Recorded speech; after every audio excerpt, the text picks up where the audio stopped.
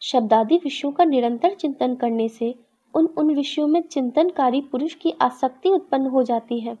आसक्ति से काम एवं काम से क्रोध की उत्पत्ति होती है।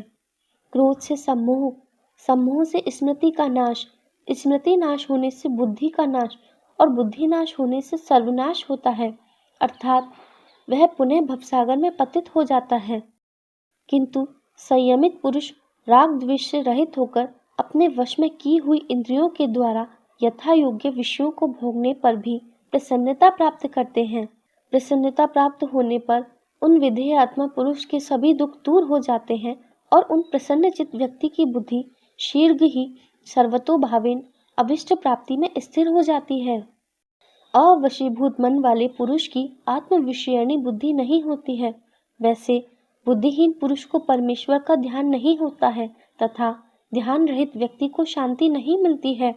अशांत पुरुष को भला सुख कहाँ है? जिस प्रकार वायु जल में स्थित नाव को हर लेती है, उसी प्रकार अजितेंद्रिय व्यक्ति का मन विषयों में विचरण करने वाली जिस किसी इंद्रिय के द्वारा अनुधावित होता है, वह उसी इंद्रिय के अनुवर्ती होकर उसकी बुद्धि को हर लेता है।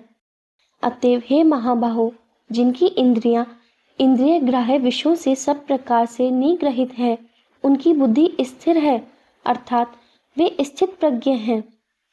जो आत्म विषयणी बुद्धि जड़ मुग्ध सर्वसाधारण जीवों के लिए रात्रि के समान है, स्थित प्रज्ञ व्यक्ति उसमें जागृत रहते हैं, और जिस विषय प्रवणा बुद्धि में साधारण जीव जागृत रहते हैं, तत्वदर्शी मुनि के लिए वही रात्रि के समान है, अर्थात वे निर्लिप्त भाव से यथा योग्य विषय स्वीकार करते हैं।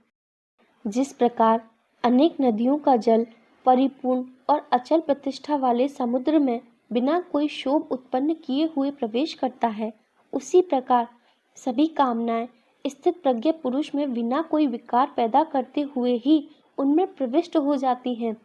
वे ही शांति प्राप्त करते हैं, ना कि अपनी कामनाओं को पूर्ण करने के इच्छुक व्यक्ति। जो पुरुष सभी कामनाओं का परित्याग करते हुए स्पृहा शून्य, अहंकार रहित और ममता शून्य होकर विचरण करते हैं, वे शांति प्राप्त करते हैं। हे पार्थ, इस प्रकार ब्रह्म प्राप्ति की स्थिति को ब्राह्मी स्थिति कहा जाता है। इस स्थिति को प्राप्त करने पर कोई भी मोहित नहीं होता है। मृत्यु काल में क्षण मात्र भी इसमें स्थित होने पर ब्रह्म निर्वाण प्राप्त होता है।